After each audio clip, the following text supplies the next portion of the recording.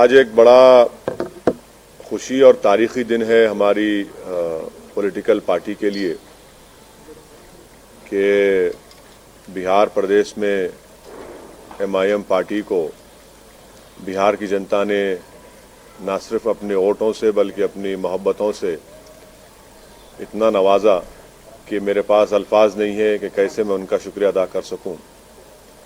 मगर मैं सबसे पहले अल्लाह सुब्हाना व तआला का शुक्रिया अदा करता हूं कि अल्लाह के फजल व करम से मजलिस इत्तेहादुल मुस्लिमीन को एक तारीख़ी कामयाबी बिहार में मिली है।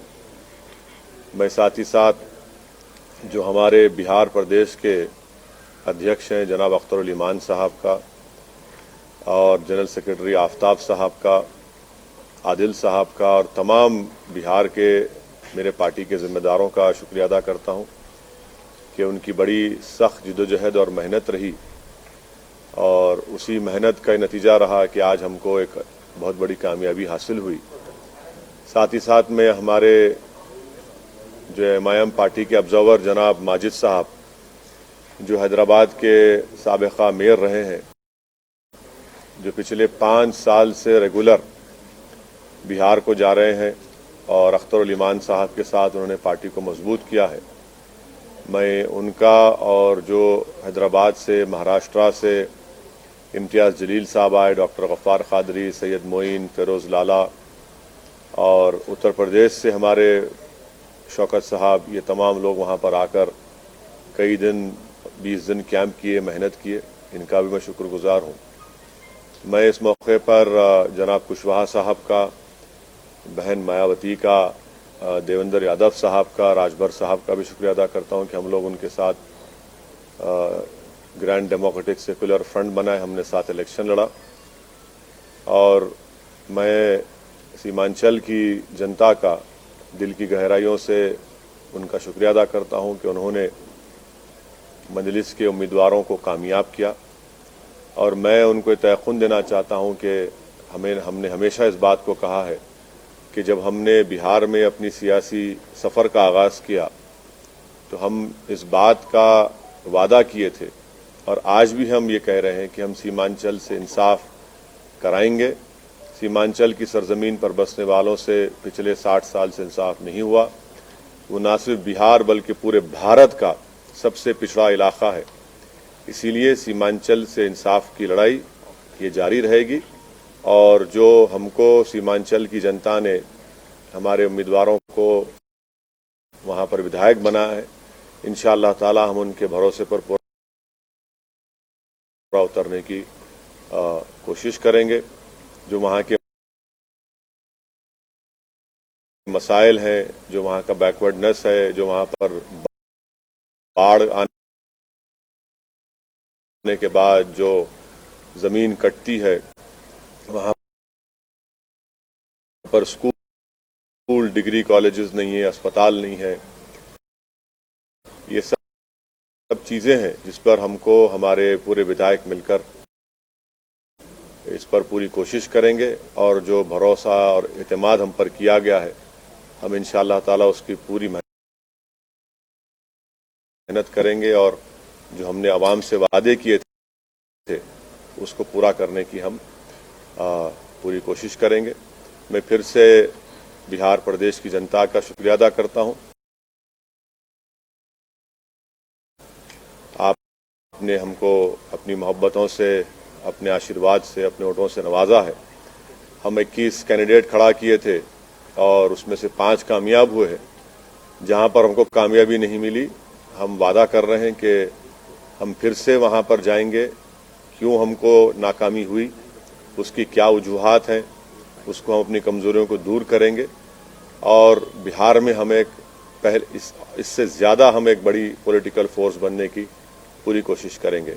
मैं साथ ही साथ बिहार की जनता का भी शुक्रिया अदा करता हूं कि उन्होंने इस कोरोना के वायरस के दौरान भी निकल कर अपने वोट का इस्तेमाल किया। ये बड़ा ही उनका बेबाकी का काम था और बड़ा ही बहादुरी से उन्होंने निकल कर भारत की जमहूरियत को, बिहार के जमहूरियत को इलेक्शन में हिस्सा लिया। मैं उनका भी शुक्रिया अदा करता हूँ। सर, ये जिससे आपने बिहार में आमद की थी अपनी, उस सीट को, किशनगंज की सीट को आप हार गए, क्या करोगे? मैंने जैसा कहा अभी कि यकीनन कोई ना कोई कमज़ोरी होगी, खामी होगी, जिसकी वजह से हमने वहाँ की आवाम का एतमाद हासिल नहीं कर सके। इस पर हम बैठकर बात करेंगे जनाब कमर उमदा साहब से और उन कमज़ोरियों को दूर करेंगे और इंशाअल्लाह ताला हम दोबारा उस सीट को उस पर कामयाबी हासिल करेंगे। सर, आप तकरीबन 15 दिन वहाँ पे कैंपेनिंग किए और 50 से भी ज़्यादा सभाएं किए, तो कैंपेनिंग के दौरान आपने क्या देखा और ये जो नतीजे आए हैं उसको कैसा आंकते हैं सर? मैं वहाँ पर 65 सभाएं मैंने की जनाब कुशवाहा साहब के पार्टी के कैंडिडेट्स के लिए, बहुजन समाज पार्टी के कैंडिडेट्स के लिए, और फिर उसके बाद हम अपने पार्टी के कैंडिडेट्स के लिए कैंपेनिंग में हिस्सा लिए। तो हमारा तो मकसद ये था कि हम कुशवाहा साहब को अपना चीफ मिनिस्टर कैंडिडेट बनाकर पेश किए थे। हम तो इस डेमोक्रेटिक सेकुलर फ्रंट के लिए हम मेहनत कर रहे थे। अब तक जो नतीजे आए वो हमारी क्या बोलना चाहिए, हमारी ख्वाहिश के बरक्स हैं, उसका अपोजिट है। अब जो नतीजा है जो भी है, अब तक जितना आया, अभी काउंटिंग चल रही है, ये तो बिहार की जनता का फैसला है और जमहूरियत में आवाम का फैसला जो होता है वो नतीजा वही निकलता है। तो अब मैं कौन होता हूँ जब इतने बड़े बड़े सेफोलॉजिस्ट उनके प्रेडिक्शंस गलत निकले। तो असदुद्दीन ओवैसी तो ट्विंकल ट्विंकल लिटिल स्टार है। तो हम तो अपना जो काम करना था हम किए। अब देखिए फाइनल नतीजा जब आता है जब ही कुछ बताया जा सकता है। फाइनल नतीजा अगर जरूरत पड़ी तो क्या आरजेडी के साथ जाएंगे सर?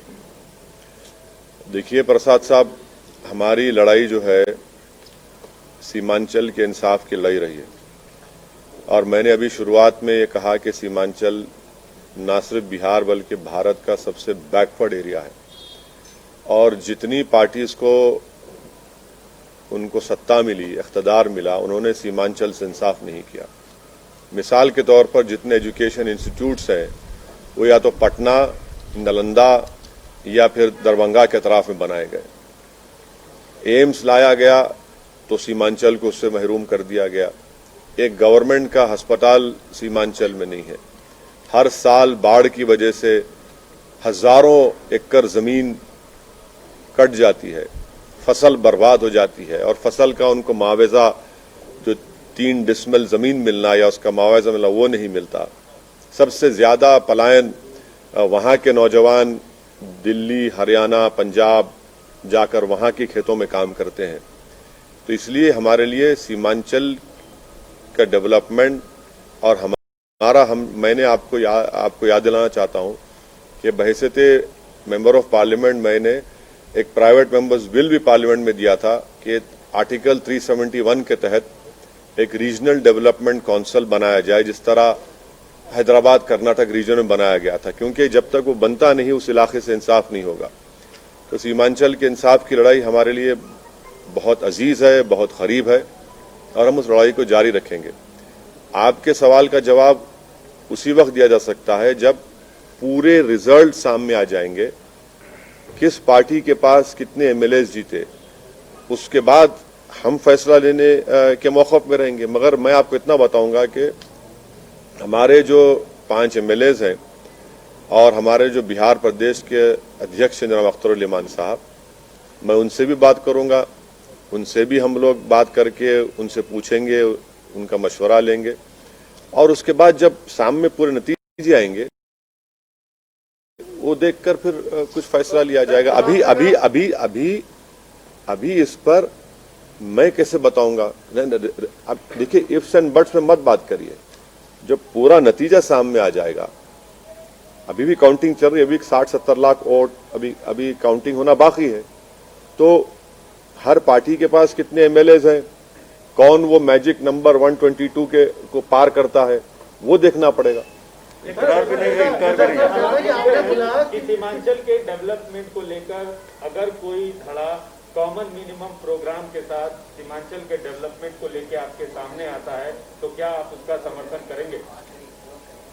पहले तो रिजल्ट तो आने दीजिए ना। देखिए पहले तो रिजल्ट, पूरा फाइनल रिजल्ट आने दीजिए। साफ है सर, लेकिन नहीं क्या साफ है बताइए? मेरे तो साफ नहीं दिख रहा। अभी तक तो कोई साफ ही नहीं है। अभी तक तो कोई ये कभी इधर कभी उधर, यकीनन क्लिफ हैंगर होगा, बट नतीजा तो आने दीजिए, फिर बात करते हैं। मैं आपसे क्या कह रहा हूं कि मैं हमारे बिहार के अध्यक्ष और एमएलएज हम सब बैठेंगे, बात करेंगे, उसके बाद कोई फैसला करेंगे। कितना हमको नहीं बोला गया, क्या क्या नहीं बोला गया, कि अगर पूरे 5 साल में अगर किसी पॉलिटिशियन को अगर गाली दी गई है, तो अगर आप टॉप 3 निकालेंगे तो टॉप 3 में हमारा नंबर आएगा। क्या क्या आपने कुछ बाकी नहीं रहा ना बोलने के लिए। अब तो बी टीम, सी टीम, वोट कटवा, पैसे लेते हैं, फुला करते हैं। अब हम हेलीकॉप्टर में उड़ रहे तो कहा कि पेट्रोल फुला डाल रहा है, रिजल्ट आ रहे हैं तो कोई कहता है कि देखो इनका एक काम हो गया। तो ये सब बातें भी तो सामने है ना हमारे, तो ये तो देखना पड़ेगा, हम बैठ के बात करेंगे। लेकिन सर जो सवाल जो अभी किया वो उसी सवाल को मैं फिर से बोल रहा हूँ।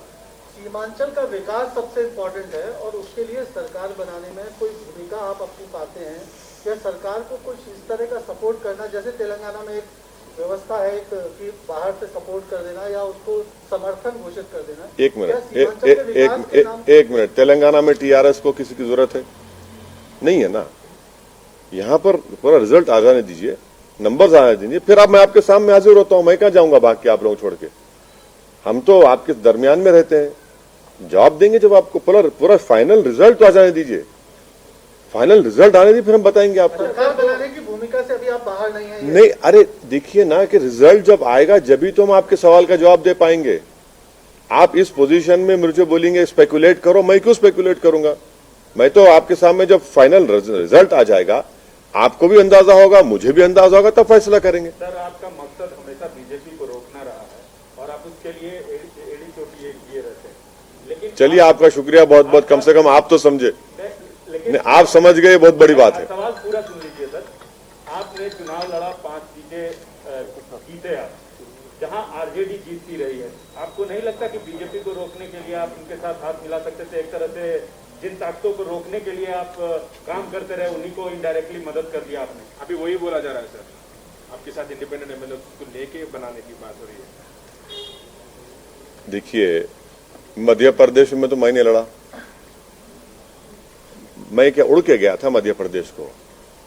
गुजरात में नहीं लड़ा। कैसे हार गए भाई? कर्नाटका हार गए। कितना बोले आप? बोलिए, मुझे फर्क नहीं पड़ता।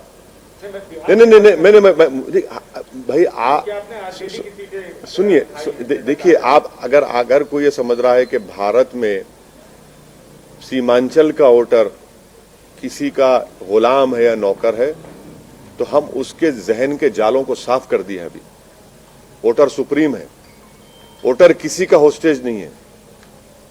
जो किसी को पसंद करेगा उसको वोट देगा। अगर कोई ये कहता है कि तुम क्यों लड़े, अरे मैं लड़ूंगा भाई, बंगाल लड़ूंगा, यूपी लड़ूंगा, भारत का हर इलेक्शन लड़ूंगा। मुझे क्या पूछना पड़ेगा किसी से मैं लड़ूं या ना लड़ूं? मैं इसलिए लड़ूंगा क्योंकि मुझे डेमोक्रेसी में भरोसा है। मैं इसलिए लड़ता हूं ताकि वो जो वॉइसलेस लोग हैं, जिनको डरा कर कुचल कर उनका काम नहीं किया जाता, उनकी आवाज बन के उनकी लीडरशिप को पैदा किया जाए। तो ये तो खुश होना चाहिए ना कि भाई हम भारत की जमहूरियत में, डेमोक्रेसी में कॉन्फिडेंस को बढ़ा रहे हैं। क्यों लड़े, कैसे लड़ना, क्या भाई मैं किसी के मातहत काम नहीं करता। मेरी पार्टी है, मुझे इख्तियार है अपनी पार्टी को फैलाने का। 5 साल पहले हम 6 सीट पे लड़े थे, एक पे भी कामयाबी नहीं मिली। तब किसका नुकसान हुआ, किसका फायदा हुआ? झारखंड में लड़ा, 1 सीट नहीं जीत पाया, किसका नुकसान, किसका फायदा हुआ? महाराष्ट्र हम लड़े, आप ही जाकर बैठ गए शिवसेना के गोद में, हम तो नहीं बैठे ना। तो ये जो अपने आप को ये समझते हैं कि बस हम ही जिंदा रखें सेकुलरिज्म को, हम उनसे कहना चाह रहे हैं कि भाई साहब बस करिए, आप नहीं जिंदा रखें सेकुलरिज्म को। आप खाली टीवी स्टूडियो में बैठकर ज्ञान देते हैं, जमीन पर आप नहीं जाते। आप इनका सिर्फ एक आर्टिकल लिख दो अखबार में, टीवी पर जाकर ज्ञान दे दो और ओवैसी को गाली दे दो। 2 गाली आप, मुझे कोई फर्क नहीं पड़ता उससे। तो आप कांग्रेस के बारे में नहीं, मैं सबके बारे में कह रहा हूं। मैं सब मैं उन तमाम लोगों के बारे में कह रहा हूं जो ये समझते हैं कि एमआईएम पार्टी को इलेक्शन नहीं लड़ना चाहिए। मैं उन सबको जवाब दे रहा हूं। सर, बहुजन समाज पार्टी और उपेंद्र कुशवाहा के साथ मिलकर आप चुनाव लड़े। दलित वोट और कुशवाहा वोट या पिछड़ा वर्ग का वोट, इसने आपकी जीत में कितना अहम रोल अदा किया? मैंने सुनिए पहले नंबर 1 के सवाल, आपके सवाल मैं तो शुक्रिया अदा किया ना। मैं तो जनाब कुशवाहा साहब का, बहन मायावती का, जनाब राजभर साहब का, देवेंद्र यादव साहब का शुक्रिया अदा किया। बिहार की जनता के साथ मैं तो शुक्रिया अदा किया उनको। हम तो सब साथ मिलकर लड़े, यकीनन वो उनको भी क्रेडिट जाता है। लेकिन आपका वोट उधर ट्रांसफर नहीं हुआ, बहुजन समाज पार्टी सिर्फ एक ही सीट पर रही और उपेंद्र कुशवाहा। देखिए इलेक्शन है, हम तो अपनी तरफ से पूरी मेहनत किए, जुस्तजू किए, बल्कि बहुजन समाज पार्टी के कई ऐसे कैंडिडेट थे जो हमको कह रहे थे कि सर आप और मुखामत पर आइए। हम नहीं जा सके क्योंकि वो शेड्यूल इतना टाइट था, मगर हम तो कोशिश किए, इखलास के साथ कोशिश किए, पूरी नेक नियति के साथ हम कोशिश किए। 2022 में वोट ट्रांसफर नहीं हुआ उत्तर प्रदेश में। हाँ बिल्कुल, 2022 में उत्तर प्रदेश में एमआईएम दोबारा चुनाव लड़ेगी। सुनिए, दोबारा चुनाव लड़ेगी। पहले जो कमजोरियां थी हमने थोड़ा उसको दूर किया है, बड़ी ताकत के साथ लड़ेगी।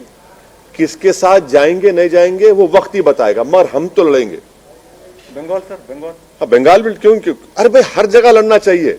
एक पॉलिटिकल पार्टी, हम के एनजीओ है कि सेमिनार करा के पेपर प्रेजेंट कर दें? पॉलिटिकल पार्टी है, लड़ेंगे, क्यों नहीं लड़ेंगे? लड़ना चाहिए भाई। भारत की जमहूरियत को मजबूत करना है और भारत की जमहूरियत में जो सेक्शन की आवाज नहीं है उस आवाज को पहुंचाना जरूरी है, तो उसमें क्या बुरी बात है? लड़ना चाहिए। जीतेंगे हारेंगे तो जनता तय करेगी, अल्लाह बताएगा, मगर लड़ना तो जरूरी है ना। सर आप चाहते हैं कि ये गठबंधन जो बिहार में हुआ और सक्सेसफुल रहा, आपके लिए तो फायदेमंद रहा, यूपी में भी वही आगे? देखिए सही बात तो ये है कि हमारा पहला अलायंस हुआ देवेंद्र यादव साहब की पार्टी से, समाजवादी जनता दल से, और उससे पहले कुशवाहा साहब बीएसपी से अलायंस कर चुके थे राजभर साहब के साथ। हम लोग बाद में गए। तो ये बिहार के इलेक्शन की हद तक हुआ है। यूपी में क्या होगा मैं अभी कैसे बताऊंगा आपको? आपको सर, तेलंगाना में टीआरएस पार्टी बहुत बुरी तरह आ रही है, कहीं खतरे तो बंटी नहीं है सर आने वाले दिनों में? बुरी तरह कहां हारी? कहां बुरी तरह? 1000 वोट से हारे, 1100 वोट से हारे, रेजर थिन था वो, कोई बात नहीं। कहीं बीजेपी तो दस्तक नहीं दे रही सर आपके इलाके में?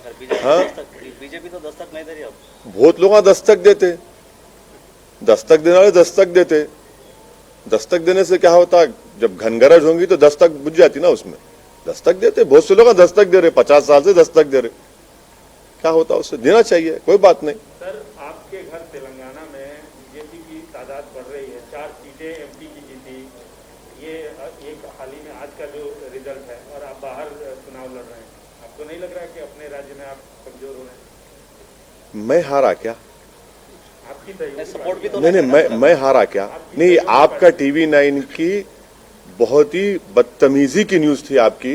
TV9 को अगर चमचागिरी करना रूलिंग पार्टी की तो चमचागिरी करो, मगर हर बार हमारे कंधे पे रख के अपनी मुनाफिकत दिखाने के लिए मत करो।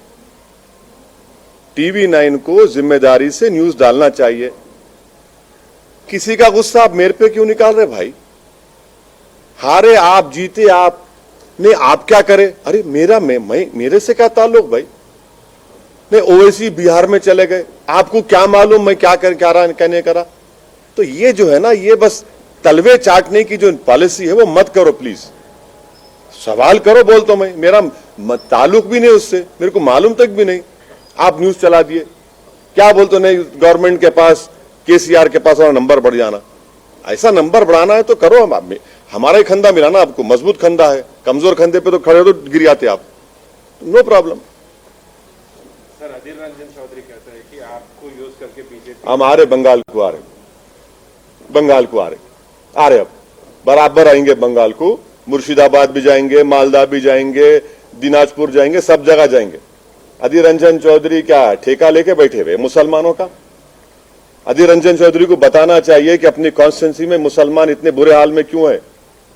अधीर रंजन चौधरी को बताना चाहिए कि उन्होंने मुसलमानों के लिए क्या किया। अधीर रंजन चौधरी, तुम जान लो इस बात को कि वोट हमारा, राष्ट्र तुम्हारा नहीं चलने वाला है। अभी आप हार रहे।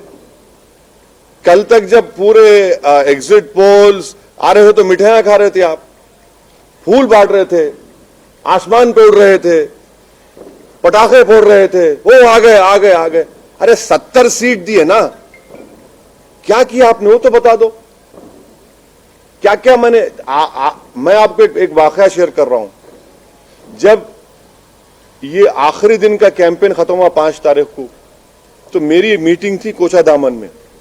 मैं कोचादामन से मीटिंग खत्म करके जा रहा था, तो इस हमारी विक्ट्री में बता रहा हूं आपको, बहुत बड़ा रोल महिलाओं का रहा है। मैं अपनी लाइफ में इतनी पब्लिक मीटिंग्स किया हूं, मगर एक एक पब्लिक मीटिंग में इतनी बड़ी तादाद में महिला आते थे कि गैर मामूली, और यकीनन मैं कह रहा हूं कि उनका बहुत बड़ा रोल रहा। जब मैं लास्ट मीटिंग करके जा रहा था तो मेरे को उन महिलाओं ने रोका कि सेल्फी लेना है। बोले बराबर लीजिए, और मैं भी चाह रहा था कि सेल्फी लिए। उसके बाद एक महिला ने मुझसे कहा कि वैसी तुम्हारे बारे में बहुत अनाप शनाप बोल रहे हैं ये लोग, इनको 7 तारीख को हम बताएंगे, और तुम देखना जब वो डब्बा खुलेगा इसका जवाब हम दे देंगे। देख लीजिए आप। बागडोरा एयरपोर्ट पर मैं गया, मेरे को रोककर वहां पे महिलाओं ने कहा कि हम दिल्ली जा रहे हैं मगर वापिस आएंगे, बड़ा अनाप शनाप तुम्हारे बारे में इन्होंने कहा है। आप बोलते जाइए, मेरे को फर्क पड़ने वाला नहीं है, मैं रुकने वाला नहीं हूं। मैं पहले भी कह चुका हूं कि आप जितना बोल सकते बोलिए, मैं आपका जवाब नहीं दूंगा, जनता जवाब देगी, कुदरत जवाब देगी। मेरी मौत मेरे को रोक सकती। ये क्या बात है? आप जो कोई बात है, बोले जा रहे हैं, जो मुंह में आया बोलते हैं, तो कुछ तो रुकना चाहिए ना। सर, ये गठबंधन का जो फॉर्मूला है, बिहार में बहुत अच्छा काम किया, बंगाल में भी इस तरह की संभावनाएं तलाशने के लिए क्या आप कोशिश करेंगे, और कौन कौन से ऐसे पार्टी आप समझते हैं जो आपकी विचारधारा से मेल खाती हैं और जिनसे कुछ? तिवारी साहब, हमको तो कोई हाथ लगाने तैयार नहीं है ना। ऐसा लगता है कि इसको हाथ लगाओ तो 550 केवी का शॉट लग जाएगा। हम करेंगे, मेहनत करेंगे, कोशिश करेंगे। हमारा काम कोशिश करना है, लड़ना हमारा काम है। देखेंगे आगे क्या होता है। गठबंधन की कोशिश? अरे भाई, इलेक्शन जीतने के लिए जो भी डेमोक्रेटिक उसूल हैं उसको अपनाएंगे। ओके सर, शुक्रिया, थैंक यू वेरी मच।